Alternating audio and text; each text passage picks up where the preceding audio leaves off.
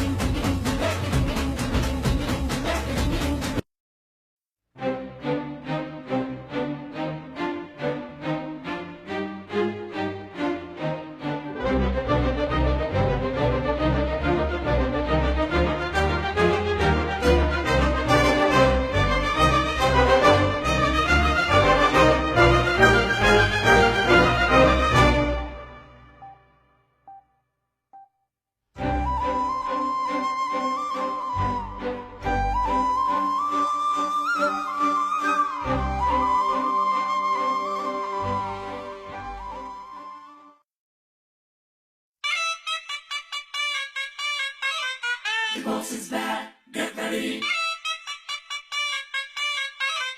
for deadly dance, get ready.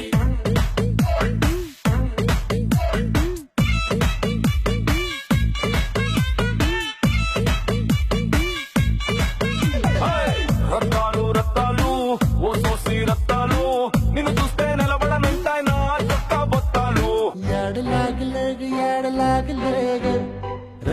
మాసుడం సూచేసేద్దాం Rao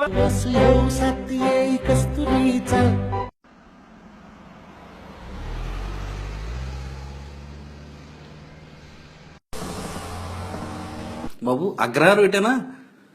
ఇటేనండి. Just 4 కిలోమీటర్లు వెళ్ళి కుడిచేంపు తిరగండి. Thank you. అవును, ఎందుకు నువ్వెక్కడికి? మాది అగ్రహారమేనండి. అవునా, మరి రా దింపేస్తా. అబ్బాయి పర్లేదండి. పర్లేదురా.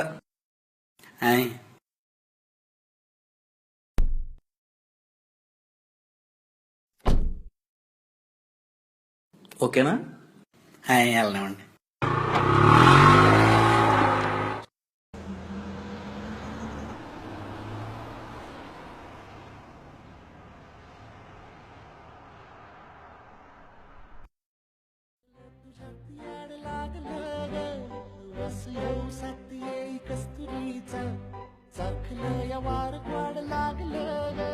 అయ్యారు తమరు కమ్మోరండి? లేదు తమ్ముడు.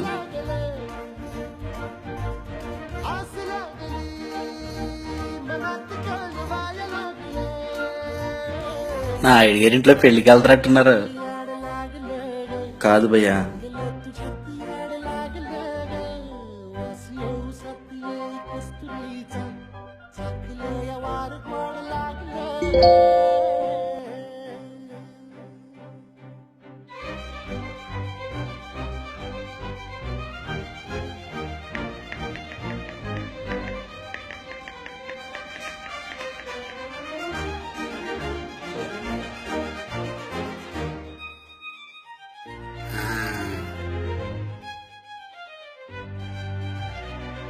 ఇప్పుడు తెలిసిపోయింది అయ్యారు, మీరు రాజులు.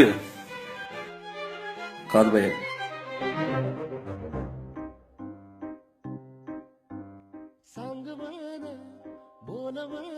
తమ్ముడు, అగ్రహారంలో అరిగెల యేసరాజ్ అని మా మావి ఉన్నారు. నీకు ఏమన్నా తెలుసా? అనియా, నువ్వు మావాడువా? మీ ఓడంటే ఊరుగానియా, నీకు అర్థమైంది. యేసరాజు గడేనా తెలుసానియా?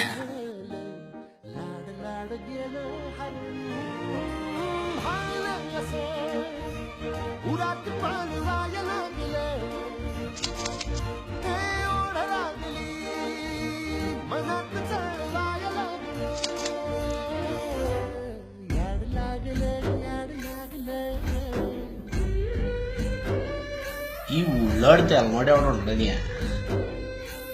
అబ్బో ఆడు అడియా అయినా మా ఏంటనియా. ఒకసారి బండి దగ్గర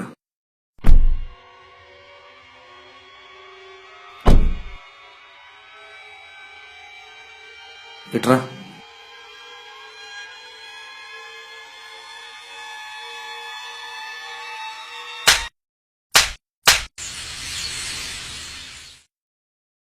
ఒకసారి ఎదవనేసావేంట్రా? అంటే ఆడు తాగుబోతని. ఇందాక వరకు మరి నన్ను అయ్యగారు అన్నావు.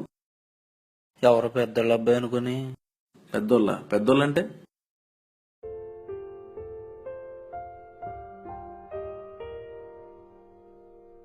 మనల్ని ఎవరో కదరా, మనమే చిన్నోళ్ళు చేసుకుంటున్నాం. మన వాళ్ళని మనమే గౌరవించుకోకపోతే వేరే వాళ్ళు ఎలా గౌరవిస్తారు చెప్పు. అయినా పెద్దోళ్ళు అంటే పెద్ద కులాల్లో పుట్టినోళ్ళు, బాగా డబ్బులున్నోళ్ళు కాదురా.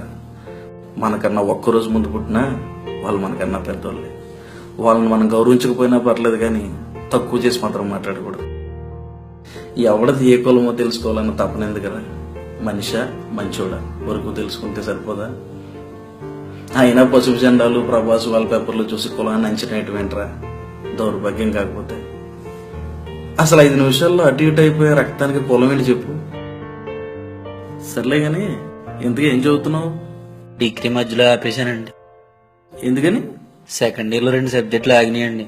తర్వాత ఇంట్రెస్ట్ లేక మానేశాను.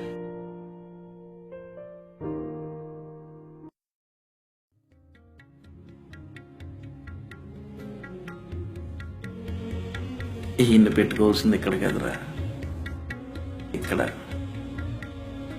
స్వతంత్రం వచ్చి 60 ఏళ్ళైనా ఇంకా మనం ఆడి పొలంలోనూ ఈడి పొలంలోనూ పనిచేయడానికరా మన కోసం ఆయన అంత కష్టపడే రిజర్వేషన్ సంపాదించింది. కాదండి, మహా గొప్ప సంస్కృతి సాంప్రదాయాలని చెప్పుకునే మన దేశంలో 1000 ఏళ్ల బానిసత్వం తర్వాత దళితునికి తిరిగి మనిషిగా బ్రతకడానికి దొరికిన ఒకే ఒక అవకాశం రా రిజర్వేషన్. ఈ రోజు ఈ మట్టి మీద ఇంత ధైర్యంగా తిరగగలుగుతున్నాం అంటే, ఈ గాలిని ఇంత స్వేచ్ఛగా పీల్చుకోగలుగుతున్నాం అంటే కేవలం ఇది ఆయన పెట్టిన భిక్షే. మనకేమో దాని వాల్యూ తెలియట్లేదు. ఎక్కడన్నా 1000లో 4 ఒకడు బాగుపడితే మొత్తం జాతి బాగుపడిపోయింది అనుకుంటున్నారు జనాలు. ప్రస్తుత పరిస్థితులు చూస్తుంటే కొన్నాళ్ళకి రిజర్వేషన్లు ఉంటాయన్న గ్యారంటీ కూడా లేదు. వాళ్ళు ఎలాగో కులాన్ని తెలుసుకోవడానికి, దాన్ని బయట పెట్టుకోవడానికి ఎగబడుతూనే ఉంటారు. కనీసం మనమైనా దాన్ని ఇగ్నోర్ చేయకపోతే ఇంకా ఎప్పటికి మారుతుంది ఈ సమాజం? వాడు కులం పేరు ఎత్తడం కాదు, మనమే ఆ పేరెత్తే ధైర్యం వాడికి ఇవ్వకుండా మనల్ని మనం గౌరవించుకోవాలి. కొట్టనని ఫీల్ అయ్యావా? లేదండి. బాగా చదువుకుంటావా? చదువుకుంటానండి. కాంపిటేటివ్ ఎగ్జామ్స్ కి ప్రిపేర్ అవ్వు, ఓకేనా? అవును తమ్ముడు, ఇంతకీ నీ పేరు చెప్పలేదు. జయరాజ్ అండి. మరి ఇంకేంటి తమ్ముడు, నువ్వు కూడా రాజువే.